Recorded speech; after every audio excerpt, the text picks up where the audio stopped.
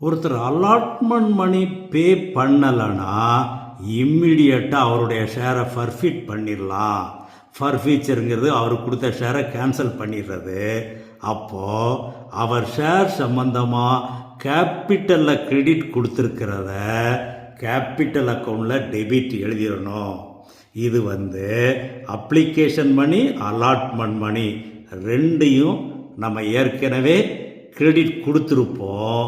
அப்போது அந்த அமௌண்ட்டை டெபிட் கொடுத்துட வேண்டியது. இப்போ பெரும்பாலும் அலாட்மெண்ட்டோட சேர்ந்து பிரீமியமும் இருக்கும்.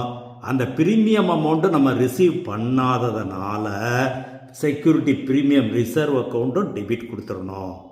இது அமௌண்ட்டை பொறுத்தளவில் number of shares forfeited into called up money already credited to share capital. இது ஃபஸ்ட்டில். Second security premium not received.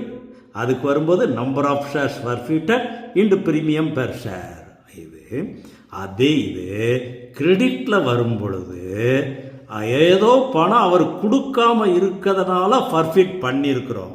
அப்போ எந்த பணம் அவர் கொடுக்கலையோ அந்த அக்கௌண்ட்டை கிரெடிட் எழுதணும். இப்போ ஷேர் அலாட்மெண்ட்டு கொடுக்கல, அப்போ ஷேர் அலாட்மெண்ட் கிரெடிட்டு. அதில் எவ்வளவு கொடுக்கலை, அமௌண்ட் எவ்வளவு அலாட்மெண்ட் ரிசீவ் பண்ணலையோ அந்த அமௌண்ட்டை கிரெடிட் எழுதிடணும். அதே நேரத்தில் அவர் அப்ளிகேஷன் மணி ஏற்கனவே கொடுத்துருப்பாரு, அது மட்டும்தான் கொடுத்துருப்பாரு. அப்போ அப்ளிகேஷனோட எவ்வளவு பணம் ரிசீவ் பண்ணுறோமோ அது கம்பெனிக்கு ப்ராஃபிட்டு திருப்பி கொடுக்கறது இல்லை. அது ஷேர் ஃபர்ஃபீச்சர் அக்கௌண்ட்டில் கிரெடிட்டு. அது ஓவர் சப்ஸ்கிரிப்ஷன் தான் ப்ரோரேட் அலாட்மெண்ட் பண்ணியிருப்போம்.